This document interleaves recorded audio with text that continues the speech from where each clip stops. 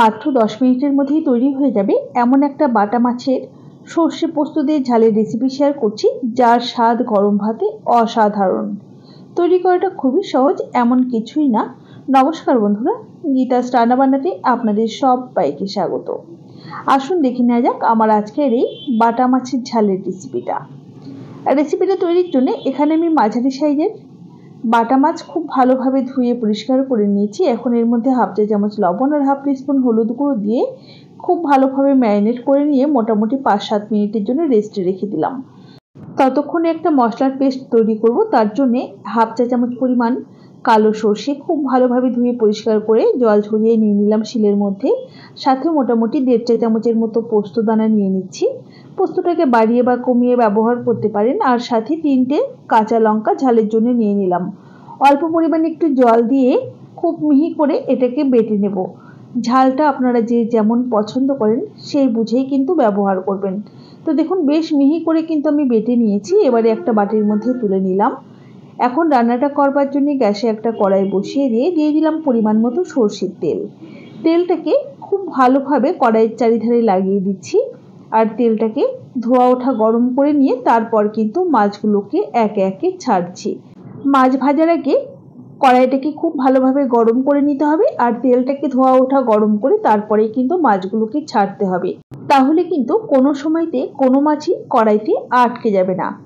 দেখুন, মাছের একটা সাইড ভাজা হওয়ার পর উল্টে দিয়েছি। এভাবে উল্টে পাল্টে মিডিয়াম লালচে করে আমি মাছগুলোকে ভেজে তেল ঝরিয়ে একটা পাত্রের মধ্যে তুলে নিলাম। ওই তেলের মধ্যেই ফোড়নে দিলাম অল্প একটু কালো জিরে আর একটা ফাটিয়ে নেওয়া কাঁচা লঙ্কা। ফোড়নটাকে জাস্ট কয়েক সেকেন্ড সময় নিয়ে একটু ভেজে নেওয়ার পর বেটে নেওয়া সর্ষে পোস্ত দিয়ে দিলাম। সাথে অল্প পরিমাণ একটুখানি 1 পিঞ্চের মতো জিরে গুঁড়ো আর 1 পিঞ্চের মতো কাশ্মীরি লঙ্কার গুঁড়ো রঙের জন্য, পরিমাণ মতো হলুদ গুঁড়ো, স্বাদ মতো লবণ আর বাটিটা ধুয়ে অল্প পরিমাণে একটু জল দিয়ে মশলাটাকে কষিয়ে নিতে হবে। তবে এই মশলাটাকে খুব বেশি সময় নিয়ে কিন্তু কষিয়ে নেবার দরকার নেই। মোটামুটি 3 থেকে 4 মিনিট সময় নিয়ে মিডিয়াম হাই ফ্লেমে মশলাটাকে কষিয়ে নিয়েছি। এর থেকে বেশি সময় ধরে কিন্তু আর কষিয়ে নেবার প্রয়োজন নেই।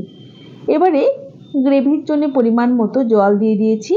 তো খুব ভালোভাবে নাড়াচাড়া করে মিশিয়ে নিলাম। আর গ্যাসের ফ্লেমটা প্রথমে হাইতেই রাখতে হবে গ্রেভিটা ফোটা পর্যন্ত। গ্রেভিটা ফুটে গেলে গ্যাসের ফ্লেমটা মিডিয়ামে রাখতে হবে। আপনি যদি আমার চ্যানেলের নতুন বন্ধু হয়ে থাকেন তাহলে অবশ্যই পাশে থাকা বেল আইকন সমেত আমার চ্যানেলটিকে সাবস্ক্রাইব করে নেওয়ার অনুরোধ রইল। তো দেখুন, গ্রেভিটা খুব ভালোভাবে ফুটে যাওয়ার পর একে একে ভেজে রাখা মাছগুলো দিয়ে দিয়েছি।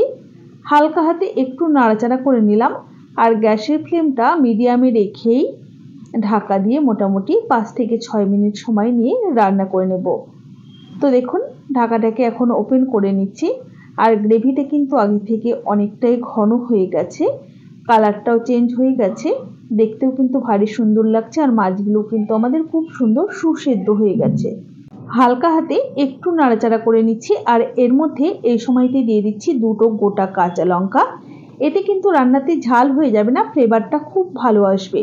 ইচ্ছা হলে দিতেও পারেন, না হলে না দিলেও চলবে। সাথে আমি হাফ টেবিল চামচ পরিমাণ কাঁচা সর্ষের তেল দিয়ে নাড়াচাড়া করে নিচ্ছি। তারপর গ্যাসের ফ্লেম বন্ধ করে কিছুক্ষণ স্ট্যান্ডিং টাইমে রেখে তারপর পরিবেশন করে দেব। রেসিপি কেমন লাগলো অবশ্যই জানাবেন। ভালো লাগলে একটা লাইক করবেন আর বন্ধুদের সাথে প্রচুর শেয়ার করবেন। আর যদি হাতের কাছে ধনেপাতা থাকে সব শেষে কিন্তু একটু ধনেপাতাও দিতে পারেন, তাতেও কিন্তু খেতে বেশ ভালো হবে। তো রেসিপি কেমন লাগলো অবশ্যই জানাবেন। ভালো লাগলে একটা লাইক করবেন আর বন্ধুদের সাথে প্রচুর শেয়ার করবেন।